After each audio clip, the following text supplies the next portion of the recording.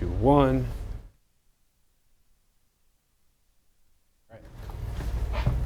What's up, everyone? Welcome to Simulation Series. I'm your host, Alan Sakyan, and thanks for tuning in. Today, we have the pleasure of sitting down with Ricardo Baca. What's up? What is up, Alan? Good to see you, man. It's good to see you all the way from Denver. I know, right?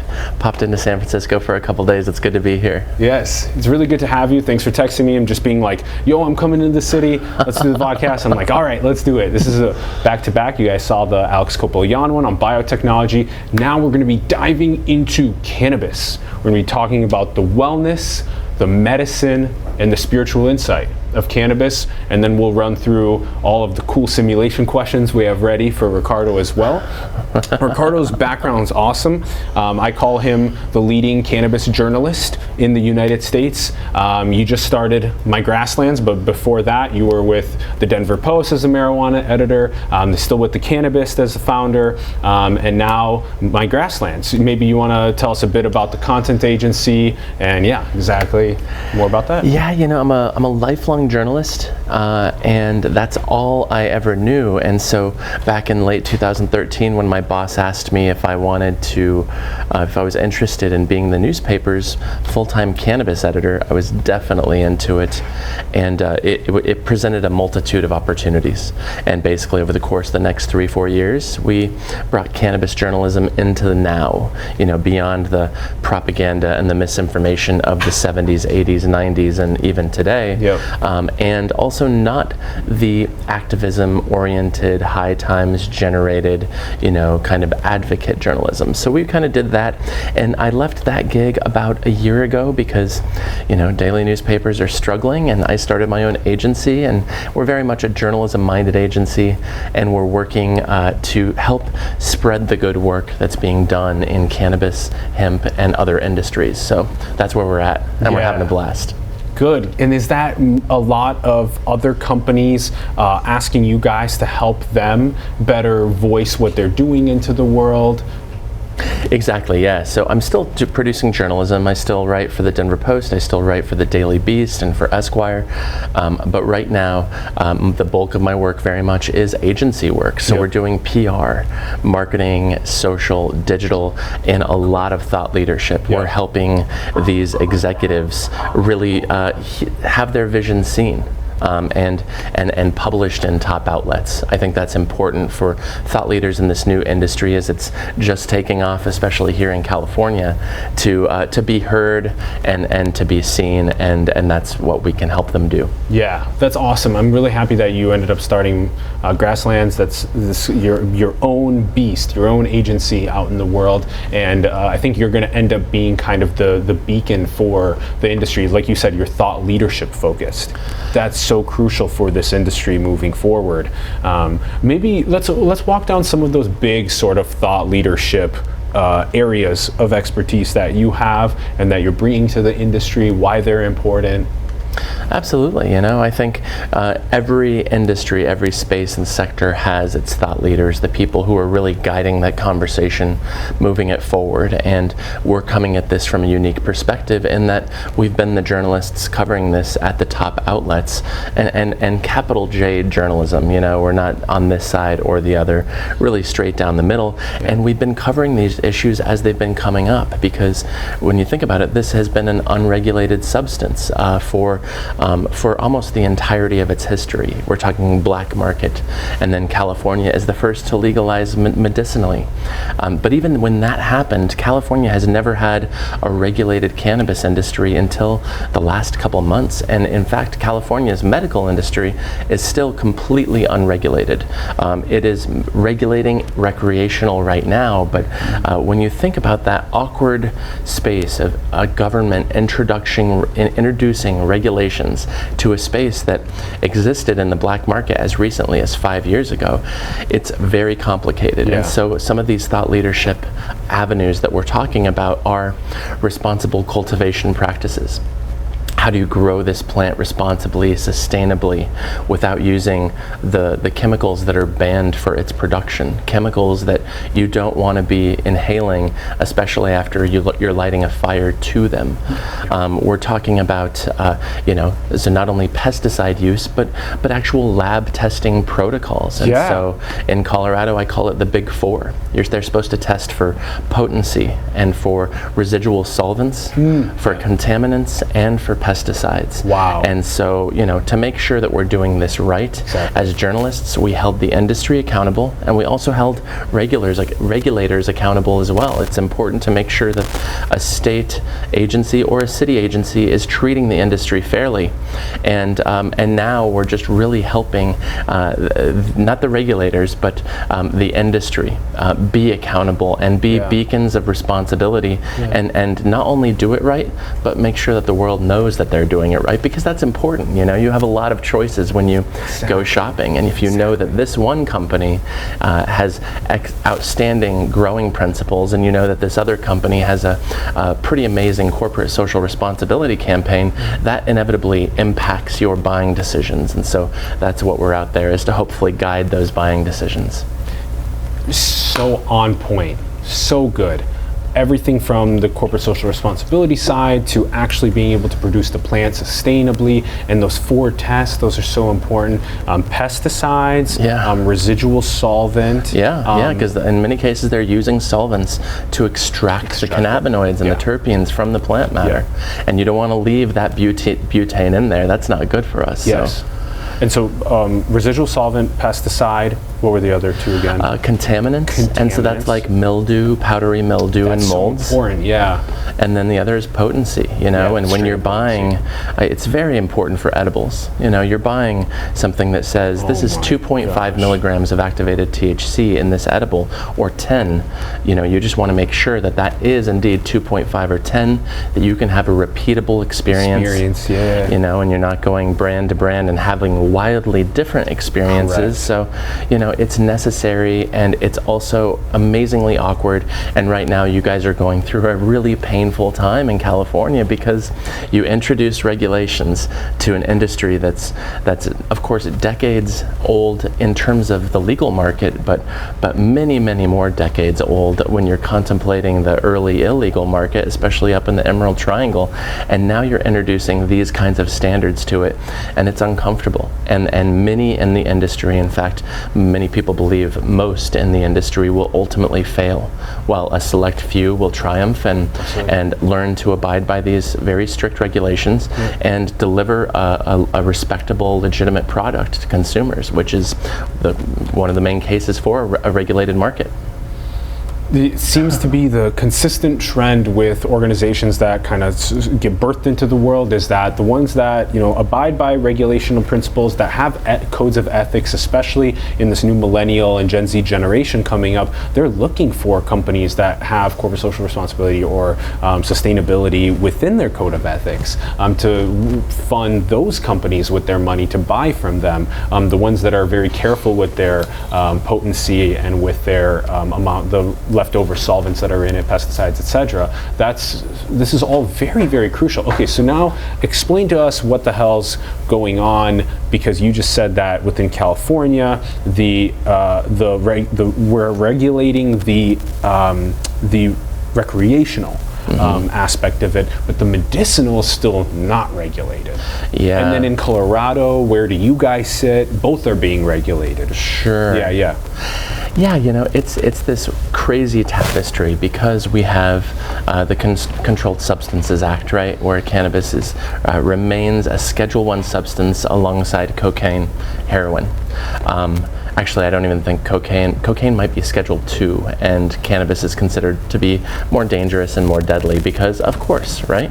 But not by the UK Medical Journal. This was an interesting one that I learned, I think, like 6 years ago or even longer ago, is that the UK Medical Journal ranks cannabis as actually, and LSD, as some of the lowest in terms of chemical dependency, as well as the impact on the health of the body. Actually, tobacco and alcohol are way up there as well as cocaine, heroin, etc. Of course. Yeah. And that's the beauty of science, right? Because if we can just have a science-based conversation like the physicians, like these top-rated medical journals, including in this country, JAMA, the Journal of the American Medical Association, and the New England Journal of Medicine, where they're having science-based conversations about cannabis, as opposed to the federal government, which is ignoring the science and adhering to this 1970s era concept of the war on drugs, of marijuana being as dangerous and addictive and deadly as heroin. But so because of the Controlled Substances Act, we have this patchwork of marijuana laws, some outright prohibition, some CBD only, some expansive medical, and some recreational. Colorado was the first to regulate its medical system. We had regulators and people in the legislature who realized and recognized the value of a government-controlled market, saying this isn't going anywhere. In fact, it's only probably going to grow, and they were right. Yeah. So we were the first to do that, and we were also the first to implement a legal, regulated recreational market. Where California is, you guys are right now implementing this legal, regulated rec market, and on the medical side, you're still working on it. And it's a decades-old medical market. It's the oldest in the country, and it's a lot of work. And these regulators are already overworked on the rec side. So eventually, you guys will have regulations on both sides, and it's going to be uncomfortable, it's going to be awkward, but I really think it's the right move for California. And why don't you walk us down some of the regulations that Colorado has put together for the medical and the recreational industry, and how those are ending up flourishing now, or what are you learning along the way? We have these regulations that have been put into the bylaws by the state, but then we also have some federal level recommendations that have been made, but that's been in the news a lot lately in the last month. Those particular memorandums were just recently rescinded, so now these state markets are kind of operating in a void. So, for example, Colorado, we do have mandatory laboratory testing for the Big Four that we were talking about earlier, right? Everyone that grows has to go through the mandatory laboratory testing. Eventually they will. It's written into the rules and regs that they do, but it doesn't. So you think that's part of the future, for sure? That every single cannabis grower has to go through the Big Four tests?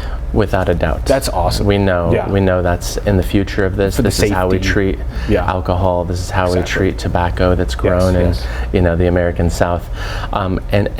But one of the reasons this industry has really thrived in the recreational era is because under President Obama, Assistant Attorney General James Cole, one of Eric Holder's assistants, he wrote the Cole Memo, which is arguably the most important piece of guidance from the federal government ever regarding cannabis. And basically it said, if you pay attention to these 7 or 8 things, we will leave your state programs alone. And those things were, keep it out of children's hands. Let's make sure it's not crossing state borders. And of course, California can't control what happens to that edible or that eighth of flower once it's purchased from a legal retailer. But these are the rules that were laid out by the Obama Justice Department, and they were very realistic rules, because that was basically them saying, we don't know what to do, but just be as responsible as possible. And now we're in a world where last month our current Attorney General Jeff Sessions rescinded the Cole Memo and all the other cannabis related memorandums, and so these state legal businesses are operating in California, Colorado, Massachusetts, coast to coast without any federal guidance whatsoever. And it's certainly amped up the anxiety in the industry because it's no protection, it's no federal guidance, and now they really are operating completely on their own. There's got to be some sort of federal guidance, and the principles that were put in by the Cole Memo sound to be very understandable. Totally. So what is the age right now in Colorado? Is it 18 or 21? It's 21. And it's 21 throughout the U.S. In every state where it's medicinally, it's 21? Well, medical is 18 in certain states, but recreational is 21, just like alcohol. But what's interesting is our neighbors to the north, of course, I mean, the second biggest story to California is Canada. They're about to become become the second country to ever federally legalize recreationally, the first being Uruguay, but now Canada is doing it, and they have a similar state model, only province by province are setting out the guidelines under which it will be sold. And so some of these provinces are saying, sure, if you're 18 or older, you can purchase recreational cannabis, and other provinces are saying, we think you need to be 21. So that's fine. It's a conversation that's happening up there too. Yeah, and that's federal guidance, and that's a really crucial principle in the conversation. And if many people argue that, I can vote and I can go serve in the military at 18, and why not be able to purchase marijuana? Exactly. So, and we don't know exactly the neurological effects to the full extent. Again, this is where we need a lot of scientific testing, longitudinal studies to figure out if it's okay for 18 or if it's better for 21, to kind of figure that out. We do generally know, like, no substance is good for the developing brain. There's a different, there are different ideas of when the brain is developed. Is it developed at 18, at 21, or at 25? Exactly. Generally, we don't know, and the lack of research right now is really one of the most frustrating areas in this. But we're coming out of this dark age of prohibition. Correct, and even though we're taking our time coming out of this dark age, finally we're starting to see a CDC and a DEA and an FDA that are more open to researching this substance, not only for its potential dangers, of which there certainly are some, but more importantly for its medical efficacy. And this is huge. We need to understand that. We need to understand its impact on the developing brain, on the adult brain. and until then, we're just kind of our own guinea pigs. But if we look at these other, and if we look at how we learned about alcohol and tobacco, and we talk about these mass studies that were peer-reviewed and double-blind and placebo-controlled back in the day, that really involved tens of thousands of subjects. That's why we know what we know about alcohol and tobacco and their impact on the human body, their impact on communities, and we do not have that equivalent study for cannabis right now. And who knows, it's probably going to be a decade plus before we do have that kind of data. And you listed it all there. That's a really good summary of exactly what we need to do in kind of the next decade to better understand the effects for adults, for kids, and also to get deep into the scientific efficacy for disease, for health, for medicinal purposes. Maybe we dive into that for a little bit as well. Sure. So what have been some of these like big, actually Constance from Constance Therapeutics is a patron of very cool. of simulations. So they do great work. Constance, they do great work. So walk us down some of the medicinal and the wellness benefits of using cannabis. What are the most cool ones?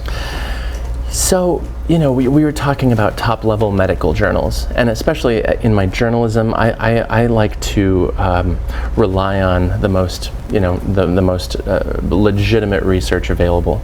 And so a couple years ago, I believe it was 2015, the Journal of the American Medical Association, commonly known as JAMA, came out with a giant analysis where they analyzed every legitimate study of cannabis to see what is there truly proof for, because what they were looking at in this patchwork of state laws was, okay, here you have PTSD and chronic pain, and here you have cancer and MS, and here you have epilepsy, and really, what do we know that cannabis is good for from a professional medical position? And through that massive analysis, which was groundbreaking and huge, they really determined that we know cannabis is legitimate medicine for 4 conditions. One is spasticity involving MS. It's huge in terms of how much this helps people suffering from MS. One is chronic and neuropathic pain. Funny, because it's chronic pain. Also not funny, because chronic pain, oh my God, chronic pain sufferers, I can't even imagine. I have a couple of friends in my life who, one of them is sometimes awake for days on end because she can't sleep. Addiction to opioids. Of course. And then others are involving nausea that's surrounded by, chemotherapy. cancer treatments, wasting disease. It sounds like a joke when we talk about munchies, but really it's one of the medical phenomena of cannabis, because if you are wasting and you're just shedding weight and you can't keep it on and you're going through cancer treatments, you will have top-rated doctors tell you, have you tried weed? Have you tried these edibles? It's going to make you want to eat, and it makes believers out of people. And it's all around this construct of the munchies, which is kind of amazing. So I mean, you have the brightest minds in medicine now saying this is medicine. And that's huge. It's such a huge shift from even, you think about when Colorado and Washington first implemented these legal sales back in 2014. We live in a different social dynamic now where physicians are writing books and of course research papers about marijuana as medicine, and that's just so encouraging. And you mentioned opioids.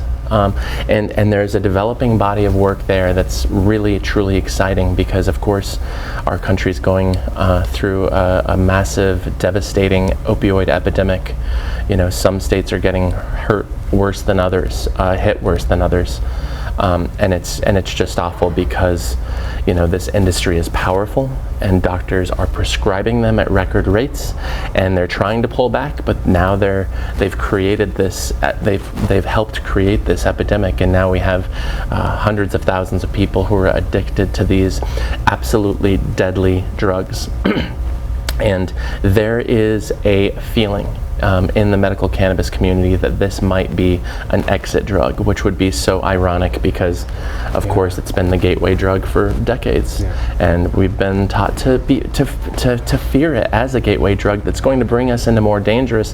What happens though, as scientific research is starting to point out now, if it's actually an exit drug from something that's considerably more deadly, like opioids, and going back to that JAMA study, chronic pain, that's why so many people are prescribed opioids in the first place. And we do not know scientifically if this is legit exit, but there are 3 legit studies that are just early pieces of forming a foundation that show states with access to some form of cannabis, whether it's medical or recreational, they have fewer opioid related overdoses, they have fewer opioid related ER admissions, and they have less Medicare spending on opioids.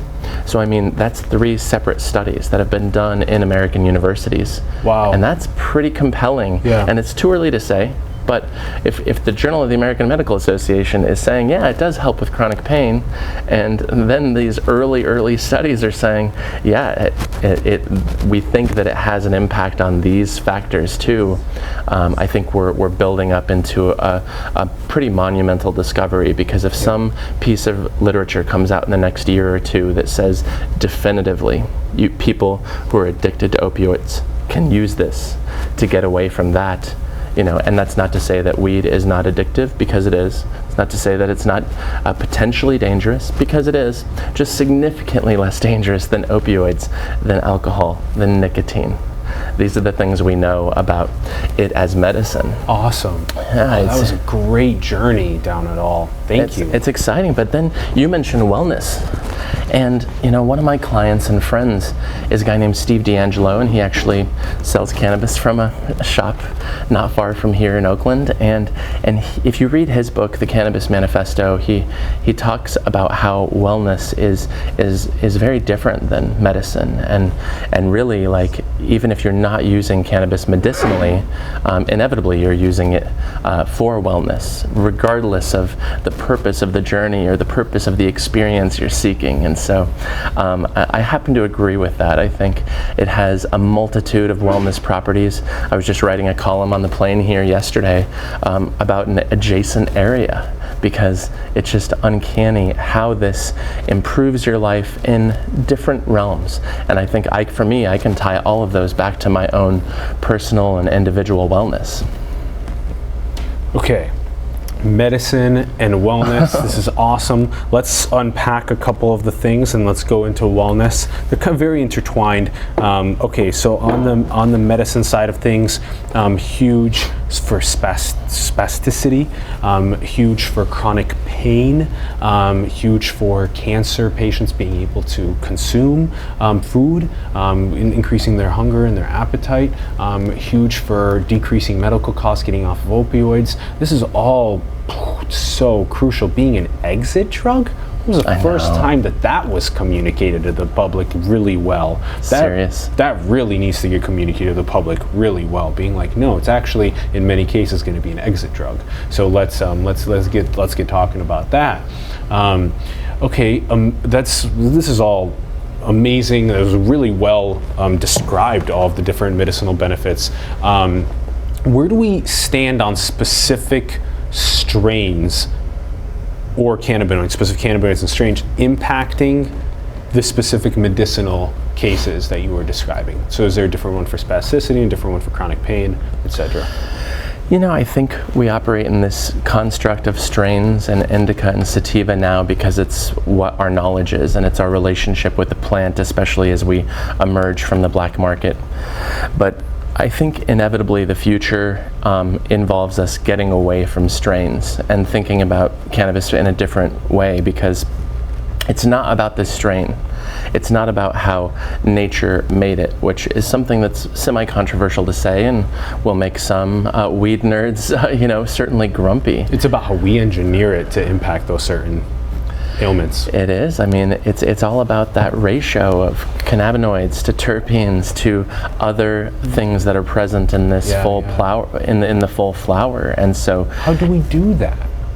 Well, I mean, through modern extraction technology, we can already extract and separate cannabinoids and terpenes, and then re-engineer them and put them into solutions or oils or concentrates. Awesome, and that's what you're seeing. Exactly. That's already happening, not widespread, but certainly it's happening. You literally get prescribed the cannabis oil that you can consume for purposes of spasticity. It will be branded that way. Mm-hmm. Wow. And in many ways, think about how the pharmaceutical industry has co-opted so many of these master plants or these natural substances. Inevitably, we're looking at a future where this is happening, and right now a British company called GW Pharmaceutical is pushing a anti-epileptic drug through the FDA process, and they will probably be successful, and it's called Epidiolex, and they published their findings in the New England Journal of Medicine last year, and it showed that I believe it was like 35 or 42% of epilepsy patients incurred fewer seizures when they were on this CBD drug, and that's going to be sold pharmaceutically probably in the next year. And so, what you're talking about, a specific ratio being prescribed to MS patients, it's not really happening right now, but it's definitely the future and where we're going, because it's not about green crack or lemon skunk or sour diesel. It really is more about a 3-to-1 ratio of CBD to THC to CBG. And whatever that ends up looking with a terpene profile that is also modifying that chemical equation somehow. I think I'm talking a little bit out of my league here, but I am confident that that's the future we're moving toward. That's that's a huge part of personalized medicine in general. Personalized to specific ailments, as well as potentially personalized to the person and what they desire out of the wellness purposes, let's say. So let's dive into some of the wellness purposes. You were just writing a little bit about it on the plane. Tell us a bit about that. So, this is very anecdotal, but personally, I've never felt the effects of legitimate severe anxiety, but I certainly have acute anxiety that pops its head up every once in a while, and sometimes those situations you're prepared and sometimes you're not, but more and more, especially in a legal recreational state like California or Colorado, you can be prepared. And so I was on a plane yesterday, and I don't generally like being on airplanes because there's just a lot to kind of get past, especially when my acute anxiety kind of kicks in, and whether it's the kid kicking your chair and behind you, or the screaming baby, or whatever it might be, now walking into a plane already lifted because you had that edible right before going through security, it's amazing how much it improves my quality of life in that experience of being in a 10 can for 2.5 hours on my way here, or 16 hours on my way to Beijing. It's insane how much that improves my own well-being, and I very much look at that as a wellness use. But it's productivity. On the Saturdays where I just know that I need to crush 8 hours of yard work before I can even start thinking about what I'm doing that night.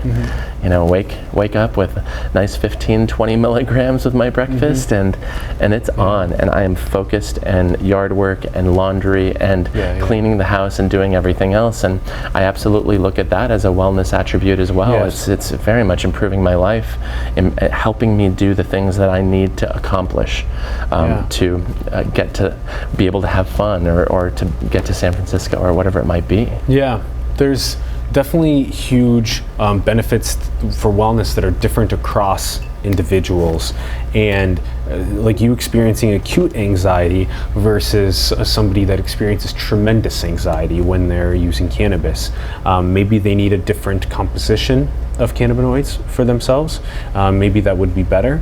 But I would like to, maybe challenge a bit on the wellness side. And let's say that, there are people that can use cannabis that can focus in and work productively on the things that they need to get done, and it can help people get past anxiety. There is also people that get induced anxiety. They start thinking they're the center of the universe, and other people are observing them, and they're getting upset about that, anxious. And then there's also the productivity side of things, where it seems as though at times people can slow down, people can get distracted more easily. So there could be, different conversations about the productivity as well for different people. Absolutely. And I think for me too, I know that there are certain products that I will be laser focused after taking. And I also know that there will, indica couch.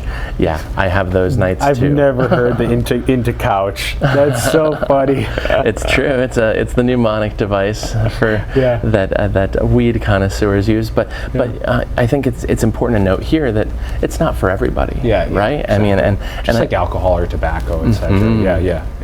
I mean, no matter what, I'm always a journalist. I always want to spread quality information. So weed is not for everybody.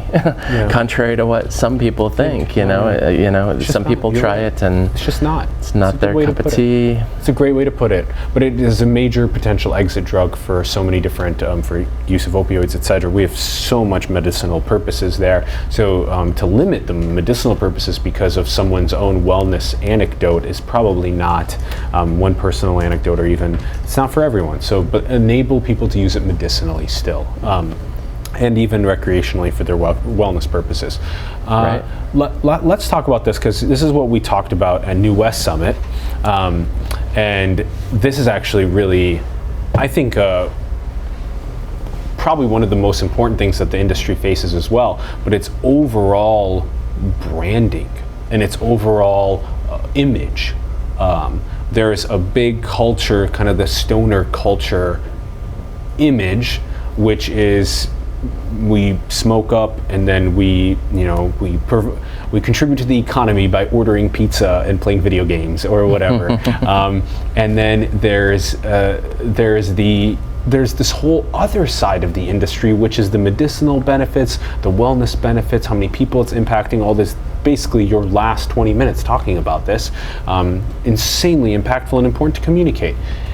How do we get the recreational image and conversation a little bit more like, it's entertaining still because it's funny and it's cute and stuff, but also really highlight this medicinal and the wellness benefits as well. So how do we get those to maybe the branding and the image to work more together? I think a lot of it's just already happening naturally. You have people like me who are branding and marketing minded, content minded individuals who are working with individual brands and executives and carefully crafting this image. But when you look at the aesthetics of the industry as a whole, and you definitely have the tie-dye, the black light, but I would argue there's always going to be a place for that, and they don't necessarily need to change, because that population will always exist and they will always be there. And truth be told, they were here a lot longer than I was. They were here way before many people in the legal market were. And so instead of shunning that aesthetic or that lack of conceptual branding, I've always kind of wanted to embrace it instead, because they were the founders of this industry, of this, Northern Humboldt and Trinity and Mendo, the original growers, and that was their aesthetic. And now you're seeing a much more professional and polished approach. And I think there's room for both. And you will see the interaction and people dipping into one way or the other. And inevitably, this OG pool is dwindling. And I think that's okay. But you look at High Times magazine as a good example. 43 years old, arguably the most important brand in cannabis, and granted, they've changed a lot over the last 43 years, and it looks like more of a traditional magazine right now, more of a traditional mass-produced, mass-distributed magazine. But you open those pages, you see the ads, you see what they're writing about and how they're covering it, you follow them on social. They have a certain aesthetic that's very much in tune with that old school stoner. And that's great. But I started a publication called The Cannabist at the Denver Post, and you went there and it looked more like a professionally designed website. We were not using any puns, not intentionally at least. We were approaching it from a perspective of journalism and not activism. And so we were just serving this different, more modern consumer. And what was interesting in this whole experiment of media, as I was running Cannabis, and definitely friends with my colleagues over at High Times as well, eventually we started having more readers than High Times did on a monthly basis. And I think it was people seeking out legitimate information, vetted information, and recognizing that this industry was changing, and perhaps the kind of media they needed to consume was changing too. But at the same time, now High Times just sold last year, new owner, moved from New York to LA, hiring all new staff, and now what's High Times going to look like a year from now? I think it's going to look a little bit more like the Cannabist than it is the old school High Times, and High Times will probably still be here in another 43 years. So I think there's room all around. It keeps popping up. What's that? The Lindy effect. Nassim Taleb's sort of been communicating it through me recently, but the fact that High Times has been around 43 years makes it so that High Times is more likely to be around 43 more years, whereas something as new as maybe a cannabis journal that came out last year it probably will only stick around another year, more than likely, and it can really easily be understood by things like maybe the wheel or the cup that has water. It's going to be around another 6,000 or whatever years. So that's interesting that you brought it up. It's been coming up so much in life. I would imagine. So High Times is now starting up as a potentially new, more cannabis-like enterprise, more maybe modern in this case. So there is room for both. I agree. There's the room for the professional, medicinal journalism that's stripped of its bias and activism and stuff like that. And there's room for like the activism and the kind of the more like entertainment-y side of things. Actually, shout out to the Knife Media, our friends who strip the bias out of news. Go check out theknifemedia.com. They show you where they strip the bias out of the news. It's very interesting stuff. So there's stuff like that that's emerging in our world. So so let's talk quick about how what I'm trying to target in this conversation, which is there's the medicinal conversations in journalism, there is the kind of like the activism and the entertainment journalism, and out of the entertainment and the activism journalism, there's a decent amount of people that are kind of doing some things that are a little bit more not as productive for maybe 14-year-olds to see, and etc.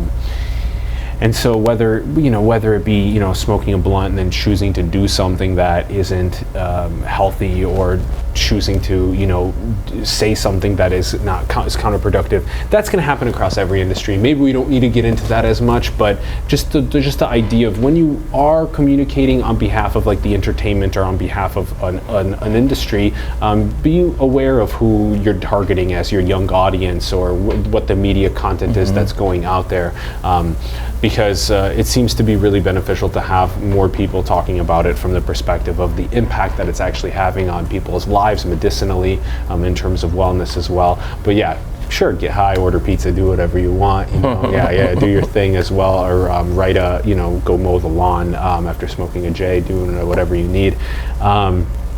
Okay, so we've chatted about legislation, chatted about we talked about the journalism. Let's talk about this. I mean, this is a major player in the space. All of the entrepreneurship that's going on in the cannabis industry, because Redbox is one. Just go up and order your marijuana. There's so many other ones. All players in the game that are like that now. Just go right up and order from a box. Sure, vending machines. Yeah, vending machines. There's the shipping containers. These are really interesting. Hydroponic equipped shipping containers. Just freaking order one for a couple $10,000, get it shipped to your area of the world, and then just start growing right out of it. There's a lot of entrepreneurship that's coming out in the space. Maybe touch on some of your favorite entrepreneurship endeavors in the space and why they're important. Yeah, and there are a lot of interesting ones. You mentioned these shipping containers that are meant to be grow boxes, basically. Yeah. And those are fascinating, especially as we're watching the cultivation market and the price of wholesale cannabis just drop. Yeah. So does it make any sense to buy this limited modular space when, really probably the primary people who are going to be growing cannabis will be large-scale cultivators in the next 5 years? On multiple acres, Yeah, especially. Yeah. Big conversation here, of course, home of the small cannabis farmers, and that is the California marijuana heritage. And I think that's a very interesting model.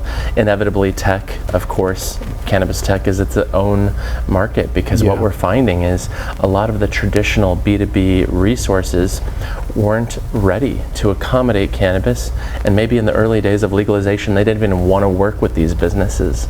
So it needed a POS service that was catering and to its specific and very unique needs, and so instead of going with a traditional offering, a multitude of other businesses have popped up with great technology, solid backends, and made that happen. And you have success stories, and you also have some big moments of failure and hacks and people's information getting out, and dispensaries POS machines going down, not being able to make sales.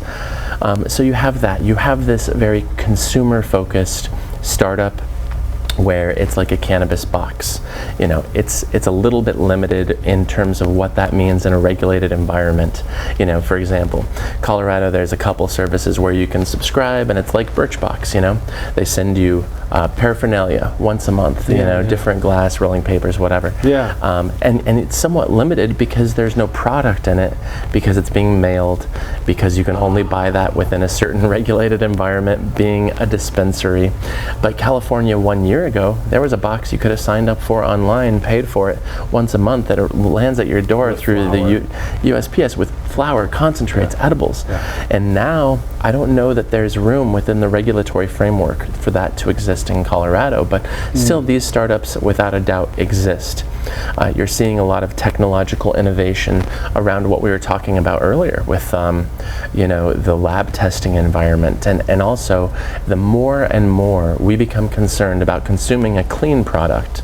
You said that your previous guest was talking about clean meat. And we should absolutely be concerned about clean fruits and vegetables and meats and cannabis. And they're getting better at communicating between this closed loop system of you grow it, and then it's processed if it's being processed, and then the flour and the edibles and the concentrates are going into the lab and from the lab into the store. And how can you as a consumer understand when you pick up that edible, that concentrate, that flower, exactly what it tested for in potency, residual solvents, pesticides, that kind of stuff. Because as we've seen this organic market grow in our grocery stores, especially in this state, it's the same thing is about to happen in cannabis, because we should be concerned about that.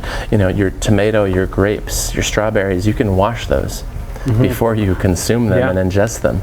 And with cannabis, you're not only not washing it because you can't, but you're also exposing it to a very high temperature and inhaling it directly into your lungs.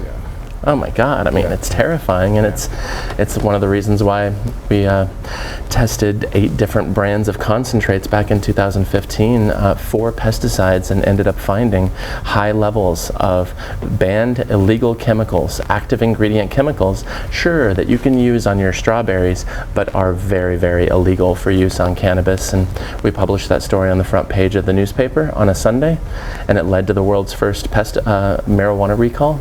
And that one recall, because of the supply chain, ended up leading to the next 20 or 30 recalls. Whoa. So and now better testing moving forward, better lab testing. Better testing. And better safety for us. Yeah, Oregon's a great example. They nearly killed their concentrates market because they amplified their pesticide regulations. They had very stringent standards, and their concentrates market struggled to meet those standards, but now they're meeting those standards and excelling through those standards, and they probably have the cleanest concentrates in the country. It's outstanding.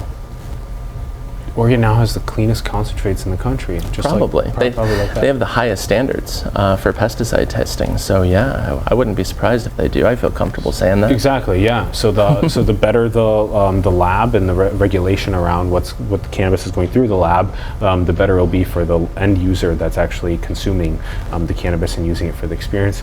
So, I mean, that's so we're talking about the technology, we're talking about what the entrepreneurs are doing, etc. Right. And you're got a little bit off topic. I apologize. I think you came right at it from an interesting perspective, which was that at the large scale, we don't know how these shipping containers are potentially going to end up working. We're going to probably be using these massive farms, as well as then you described the even a B2B system like the POS system that potentially Square won't or Visa won't provide your cannabis shop with dispensary with the tools you need to process card transactions, things like that. Well, a whole new POS system can come into place and say, we're specifically made for cannabis dispensaries. We will process your transactions.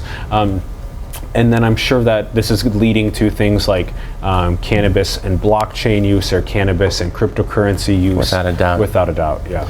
I mean, it's all about spotting these gaps in the space, and that's why Grasslands exists. I'm good with words and content, ideas, branding, and I was just seeing this garbage coming out of marijuana companies, and I'm like, I can help you, and that's why Grasslands exists. And what you're talking about, taking it to the next level with crypto and blockchain, and I know some people who are working on that, and it's brutal. They're not seeing major wins or successes in these early days, but they're certainly working on it and trying to make it happen. Soon to be, yeah. Yeah, sure. Soon I think to it's be, inevitable. Just with the wallet, cryptocurrency wallet, just go right in, get right out. Simple as that. Don't even need to deal with the visas, etc. So, yeah. And looking at blockchain as a potential solution for the current lack of availability for traditional banking services.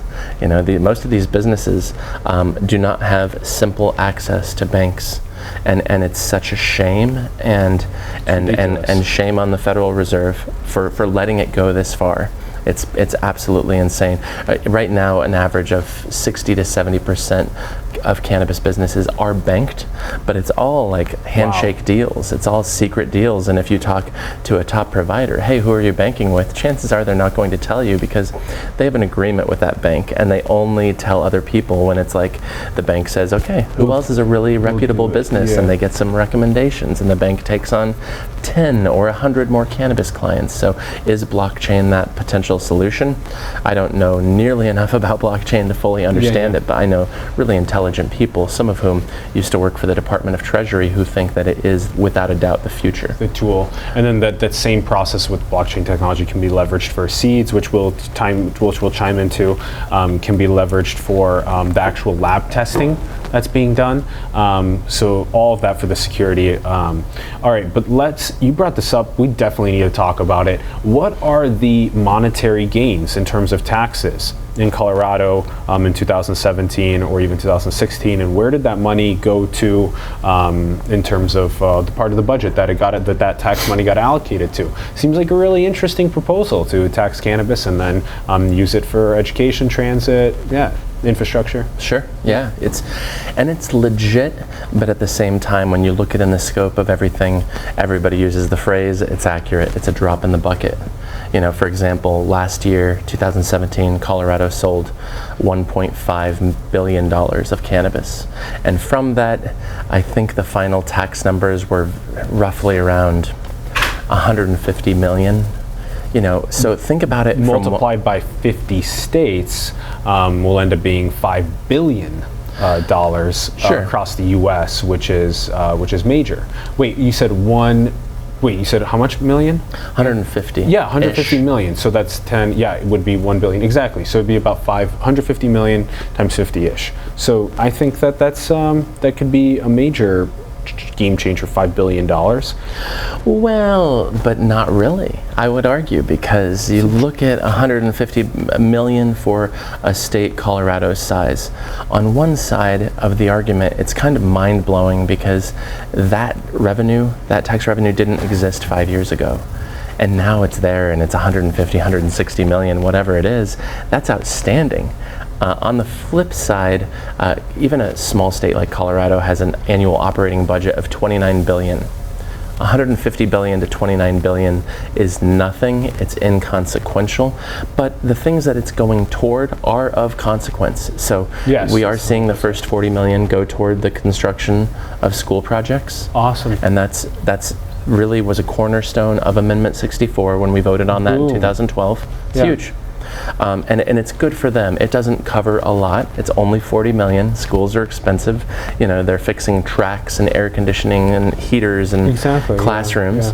But then what we're also seeing, especially with these local taxes, because the city or the county, they also add a tax on top of what the state's collecting. And we're seeing small towns like Edgewater, tiny town right up against Denver, and they are funding the majority of a brand new $9 million civic center, home to a police station, library, rec center, and a clear majority of it was funded by cannabis taxes. And they're a tiny town with 3 or 4 weed shops. Pueblo, Colorado, the county commissioners there have a very pro-cannabis business environment. And what you're seeing there is like their infrastructure has never been in better shape. Parks, streets, sidewalks, all being taken care of. And that's cannabis taxes. So you're seeing real, legit local impact. Pueblo, they had excess taxes, and then they put it into a scholarship program, and they give scholarships every year now to kids, and they're from cannabis excise taxes. It's unreal. So unreal scholarships from cannabis industry. But it's also important to emphasize, because I think some people do come into the conversation and say, "Oh, Colorado must be making a mint," and it is kind of a lot of money, but it's next to nothing when you put it into comparison of what that looks like for an annual operating budget. You bring up a good point. If it's $30 billion annual operating budget and then it's only 150 million in terms of taxes from cannabis, definitely a drop in the bucket, definitely. But at the same time, the local level, holy cow. I mean, a brand new, civic center with police station, library, whoa. That's massive that was provided by cannabis taxes. And the same thing with revamping schools. Like, it's just amazing to have the industry be so philanthropic right within its legislation. It's amazing, right within its legislation. Yes, majority of the taxes, please go to schools. Like, let's rebuild with this. Let's make impact with this. I think they knew they needed that to pass. Pass as well. Correct. Both of the sides of that.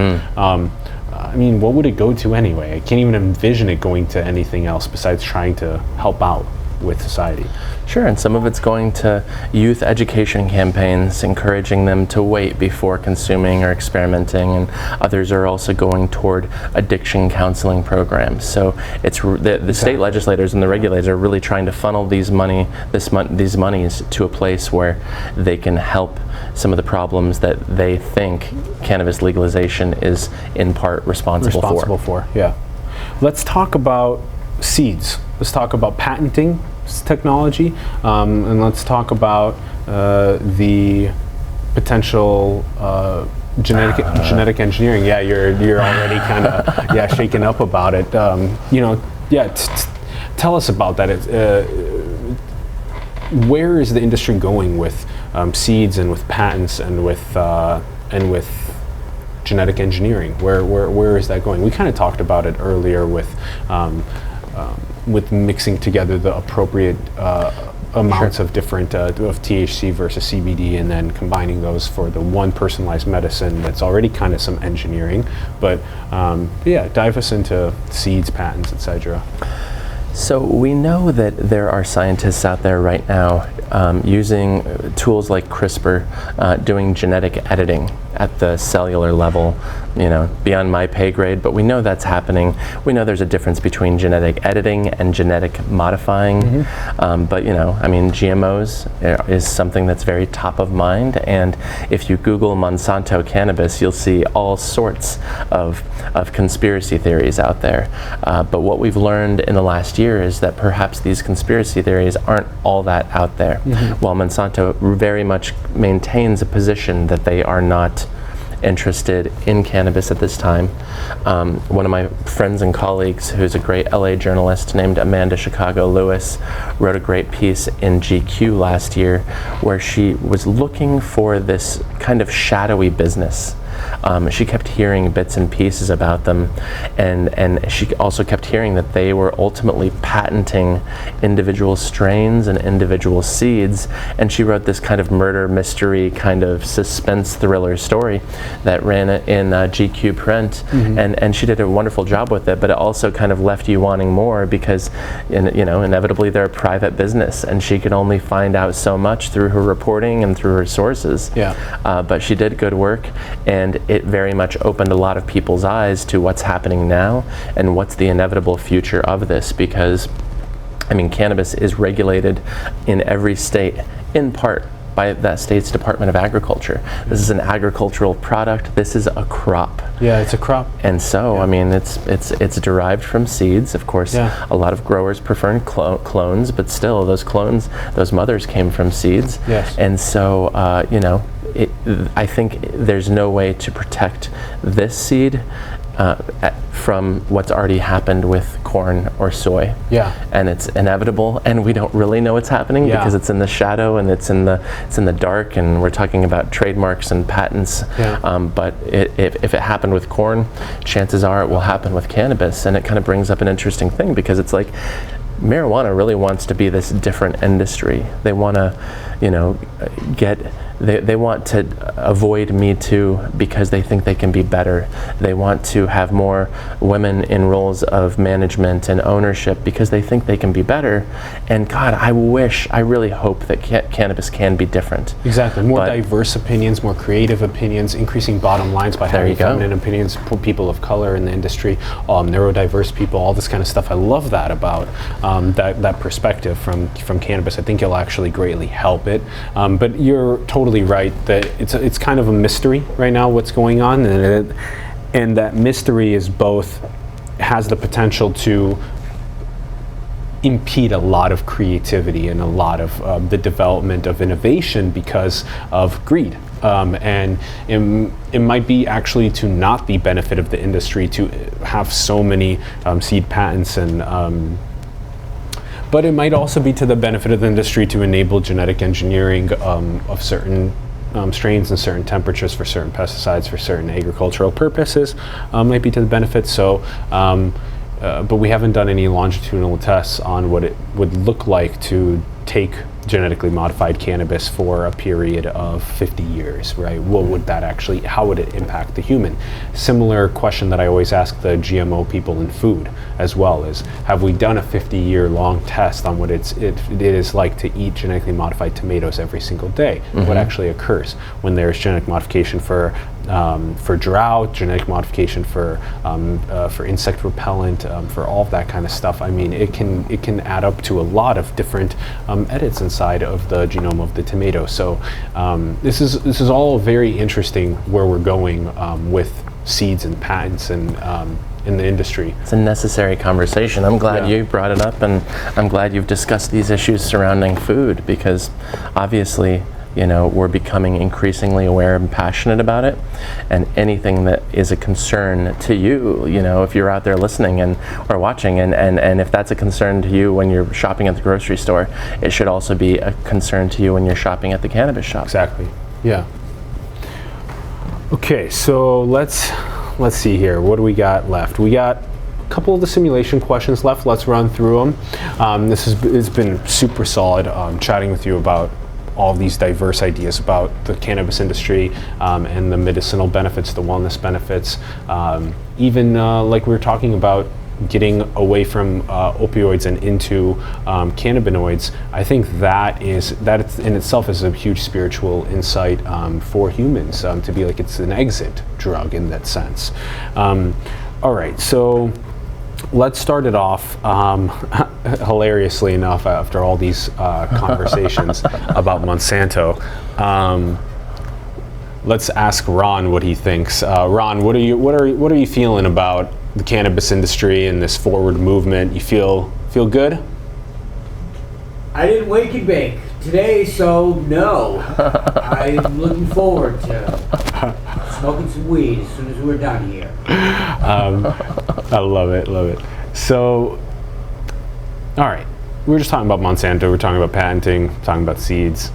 Do you think that there is a global ruling elite?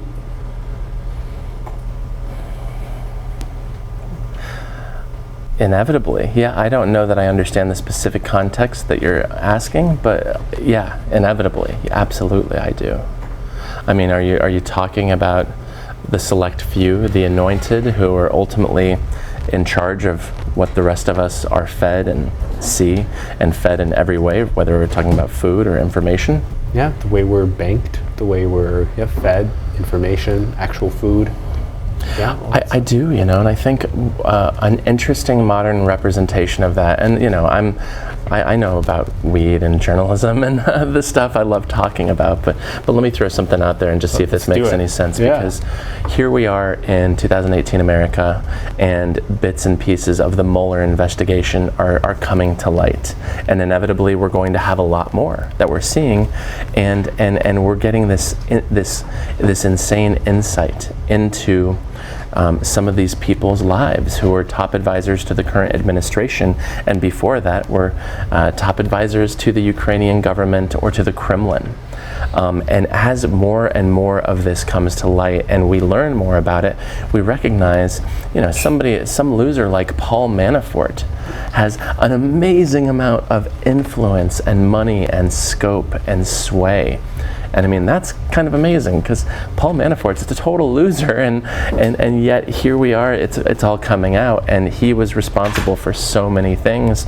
I mean, the money laundering charges are just the beginning, but when you get into those indictments and you start recognizing what he and these others are doing, you recognize that these few have so much say over what we are ultimately given in some way or the other, and it's terrifying. I mean, you and I have talked about this concept of wealth inequality before, and it's just kind of the same thing. It's a total sham, and we'd have to have our head in the sand if we were pretending any other way.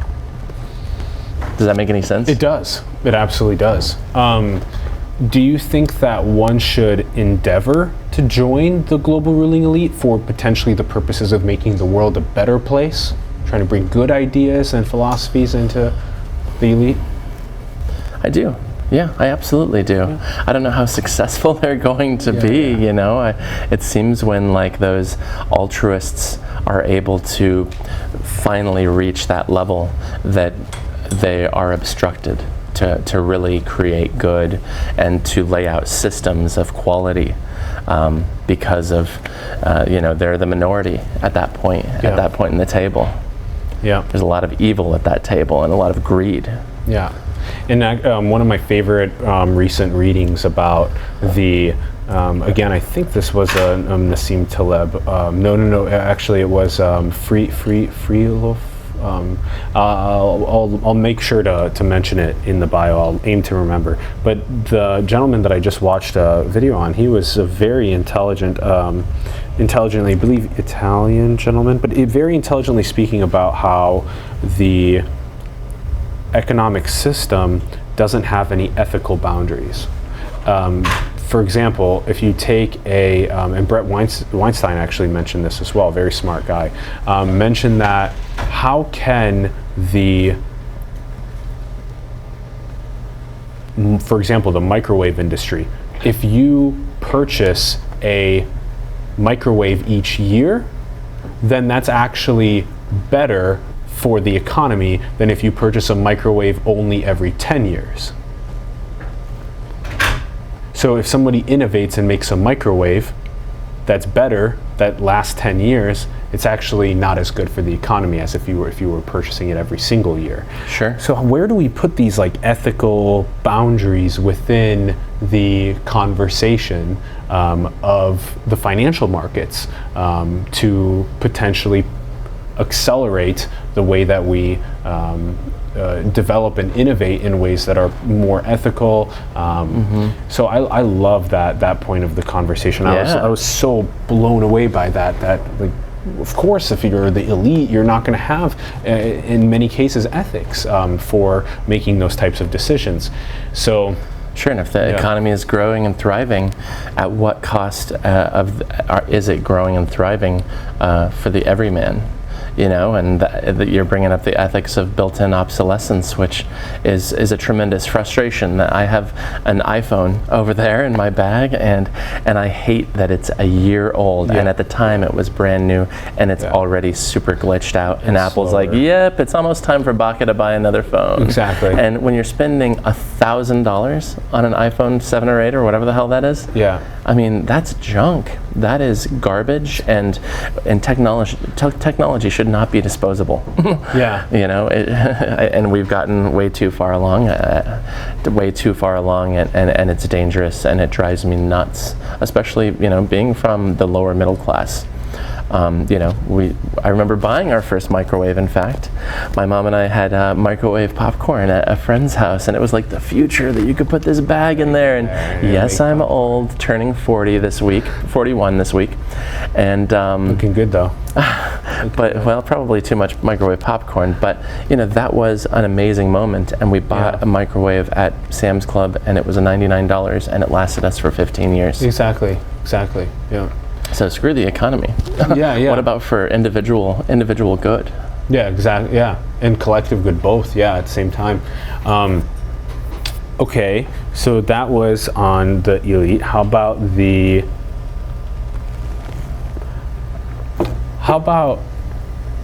maximizing human potential? How do we do that? Well, I do believe that substances can unlock a power in us, you know, whether we're talking about cannabis, ayahuasca, LSD, psilocybin. Definitely. I very much likewise have experienced that, and you and I have talked about that. So, you know, the theme of the show is drugs, so we could continue down that path, or we could continue down another path. But I'm sure you know this general statistic, because isn't it something like we only use on average a very small percentage of our brain, you know, on a daily basis? What is it, 7%? And the rest is just, you know. We fire some pretty consistent neural networks within our mind every single day for language and for observing our environment and seeing different things and identifying them a certain way. The actual like percentage, not quite sure or accurate about, but you're definitely right that a mind-altering substance that's that would potentially activate new areas of the brain, new neural networks, has huge potential for potentially eradicating ego, for potentially increasing both individual power but also collective power. It's such beautiful understanding the interconnectivity of everything, all that kind of stuff. So that's interesting that you bring that up, that's definitely, would you say that having a power unlocked by any one of those mind-altering substances, would you say that at least that's for everyone? One of those things is for everyone? No. So even then, someone that never does any drugs ever throughout their life, that's also totally good, and that can absolutely. I think people can lead to things like ego death through meditation and stuff like that as well. But I would be very skeptical of somebody to say that I already have experienced maximal ego death without meditation, without any mind-altering substances. I'd be skeptical. I'd be interested to know how they did it. So that's what I have to say about that. Yeah, I mean, you can put things into the body like substances, and you can also take things out. And I did an interesting meditation exercise when I was in India for my first time. I found myself backpacking, and I heard that the Buddha had attained enlightenment in this place called Bodh Gaya, India. Yeah. It's right outside of Gaya. It's a big, ugly city. You go to Bodh Gaya, it's out in the country, and it's beautiful, and it's just monasteries all over the place. And in the Lonely Planet guidebook, they're like, just show up at some of these monasteries and talk to the local monk and see if they'll take you in for 2 days, for 5 days. You did? 2 weeks. You did so this? I did. How many days did you go for? I did 3 days. That's amazing. That's no technology, that's no talking, that's none of that. Exactly. You're just meditating. Meditating around the clock, and you're also only drinking water and tea, and you're only eating like lentils. Exactly, correct. And my body, I mean, I was backpacking through India, so it's not like I was consuming any substances, because it's pretty rare to find alcohol or cannabis, especially then, 10, 15 years ago. But my body flipped out still. I'd probably been eating mostly vegetarian, no alcohol, no weed, and 2.5 days in, my body almost shut down. Because that was my first interaction with meditation, and here I am on a 3-day bender surrounded by random Europeans and monks, and it was a phenomenal reaction that I very much paid attention to, because maybe I wasn't doing it right, and maybe that's not the reaction that you're looking for your body to have, but it was what happened to me, and it was existential and very, very real, and certainly unlocked something in that time that I was there. I would recommend it for everybody, and that's something where it's like, I wouldn't recommend cannabis to everybody, but I would recommend a 3-day meditation retreat to everyone. You would, that's so interesting that you, I totally agree with that idea. I don't think that, so I've been to 3 10-day long meditation retreats where we do the same thing, Vipassana style. So I'm aware of what very aware of what you're discussing, and I'm very glad that you went through that and you call it a very profound experience for you. I think that is definitely a part of maximizing human potential, is people being able to tune inward, go introspective, get away from the phone for a little bit, the computer for a little bit, go outside, breathe some fresh air. And as you do that, close your eyes and really tune into your heartbeat, tune into the impermanence of your body and the impermanence of reality, and just how amazing it is to just be okay with observing your respiration and all that good stuff, and observing your thoughts. And that will completely change the way that you interact with people. When somebody potentially pushes some negative energy on you, you will be slower to react. You will spend more time cognizing and just being aware of the moment and that negative energy, and then you'll be able to retort with some positivity and return and stuff. So I'm glad that you bring that up for maximizing human potential. I do think that some form of that, without being dogmatic, is really important. Some form of mindfulness, meditation, observing sensation, all that good stuff. So it changed me for the better. And it, like you said, it maximized my potential, and that I handled situations a decade later differently because of that experience, probably. Exactly. I'm trying to go 3 times a year to the 10-day meditation retreat. Oh man. Yeah. Good for you. Last year I did 2. I'll have to try and do 3 this year. We'll see how that goes. I'll keep you posted. Maybe you can come out to one of the ones out here. Maybe let me know. I'll go to one of the ones in Colorado. All right, let's talk about the most beautiful thing in the world. What do you think that is? Wow, it's hard to go it's hard not to go like cliche or trite here, because it's like, oh, what have Alan's past guests said the most beautiful thing in the world is? Oh, I was not anticipating discussing this one. My mind initially went to love, but I don't know. I think that's also maybe a cop-out. I don't think so. Especially because love doesn't only have to be between two people. Love Absolutely. can be with the world and with existence, with just being alive. Yeah, all that good stuff. I would say that it kind of takes me back to this conversation that I had in college in the tennis courts with my best friend right after he told me that he was dating my sister, and they later ended up getting married and having kids and all this stuff. But right there, he was just like, he was a philosophy major, I'm a journalism major, and we're ditching Spanish and German class respectively and playing tennis because of course we're in college, and we were just at the net, and he's like, well, what do you think the meaning of life is? And we were just idiot 19-year-olds, just like I'm an idiot 40-year-old now. It's a good question to ask at 19. Very good question, yeah. And so our answers were polar opposite. Yeah, and at 19, Troy's answer was procreation. Oh, and wow. He didn't even know he was going to have kids, but maybe he did, but he was just like, we're here to procreate, to expand this population. And he said it a lot more eloquently. And he's like, well, what do you think it is? And I've never taken a philosophy class, so I hadn't ever gone that direction. But I did tell him that I believed the meaning of life was to be a good human and to enhance the lives of those in your immediate vicinity. To be good to people. Exactly. And so maybe I'll go back to that answer. But the most beautiful thing in the world would be, to live a life where you really celebrate everybody in your immediate circle. Yes. Because I think, and I'm fortunate enough to have a really wonderful, loving family who they make it easy to celebrate them on a regular basis, and so do my friends, and the ones who don't never penetrate that inner circle. But how incredible is it to surround yourself by people who are so amazing that it's so easy to celebrate the badasses that they are. Exactly. Celibacy. Sure. Celibacy. Every single day have some celibacy for yourself being alive, the inner circle that you have of your family and your community and your friends, and then even abroad to the other brothers and sisters that we have across the world to work together. I really like that. That's a funny tennis net conversation between you guys. Really, it is. He's thinking about procreation being meaning, and you're thinking about being good to people in your immediate vicinity. Very, very solid. Yeah, and it's not just, of course, the people who you know. It's the person at the drive-through window and the person, pumping your gas or whatever it might be. Smileage, I know. Just freaking smile, and you'll crazily change your physiology. You'll change theirs. Yeah.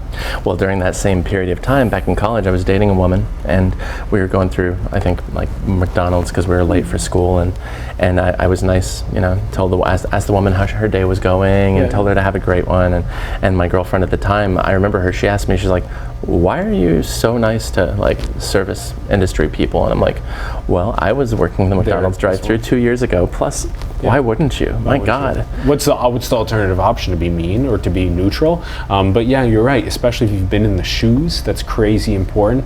I love the fact that I've worked so many dozens of jobs that are really diverse, because then I kind of get to know the operations of what's actually going on in the world and in the economy, in those senses and those positions and those roles. So yeah. Okay, last two.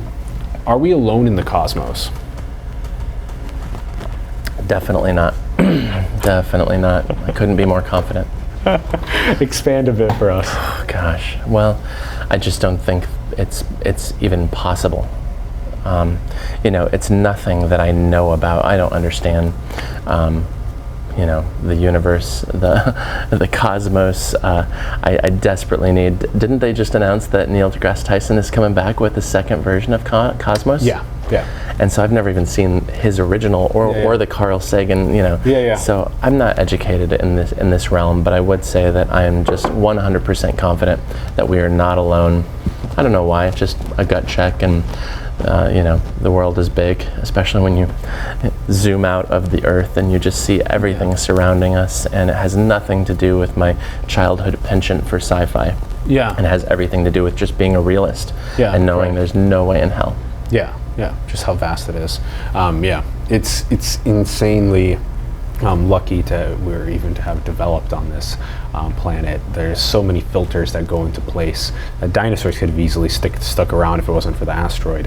There's so many filters that go up, and I think we're facing a lot of filters that are coming. AI, genetic engineering, nuclear disaster, polarization and dissonance, and there's so many potential disease with biotechnology, nanotech.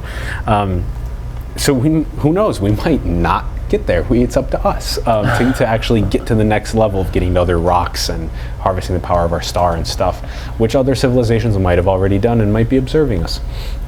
Right, and if the Edward James Olmos remake of Battlestar Galactica is to be trusted, then it's going to be a hell of a ride. Yeah, it's going to be a hell of a ride. Trying to find that old other rock. Exactly, yeah. So, last question, are we in a computer simulation? So when you and I first met in October in Oakland, this was the question that you posed to me under the pretense of, hey, next time you're in the Bay, come on my show, and I loved it so much because it's one of those questions that I will be honest, I don't even know where to start. But going back to my last answer, and it was a gut answer, and one that I didn't necessarily have a lot to back it up with, I would have a similar gut answer, and I don't think we are. I love reading about it, and the people who do think that we are, my God, it's so fascinating, and it's so bizarre, and there are many points, I hear those points. But no, I don't know. I mean, I can't get past the free will. Yeah. You're very confident in at least yourself thinking and being alive and making actions. Minimally yourself. Yeah, because who knows if everything else is actually potentially real or not. And with the vastness of the cosmos, if we actually doubt the existence of other, doubt that there's not other, so we're aware that there are others, then the likelihood that they have potentially advanced and figured out fusion or figured out colonizing their star systems, that would give them enough computational power, especially with quantum computing, to figure out how to synthesize what we are. And so it's exciting stuff. What's your yes or no answer to that question? That's a good question. I'm figuring it out. I'm continuing to do more Q&A and research into the field and everything. But I'm starting to think more and more that the likelihood that there is some being that created things, whether it's potentially a programmer that is manipulating the variables of math and physics for that we live on this rock that has a certain gravitational pull, that has a certain proximity to a star, that has a certain amount of brightness, that we evolved in this specific way, etc. I think that would be, quite frankly, the greatest experiment ever conducted, period, to see how all of these different Earths evolve around their stars and how these brains and these flesh vehicles running around on the planet figure out, are they going to work together? Are they going to kill each other? How are they going to do it? Etc. If they're going to make it to the next rock. It's like such an interesting simulation, right? So that's probably like where my most interesting parts of the conversation lie. But to have a concrete binary yes or no answer, can't. But overall, the entire school of thought around it's very interesting, and I'm very happy that you remembered that was the big question to ask. And we've wandered down so many incredible paths this conversation. We've went across the cannabis industry in so much detail. We've covered medicine, we've covered wellness, we've covered the spiritual insight, we've covered the regulation, the recreational conversation, the medicinal conversation, taxing, the potential benefits that has on the education system, on the city system, at the small county level.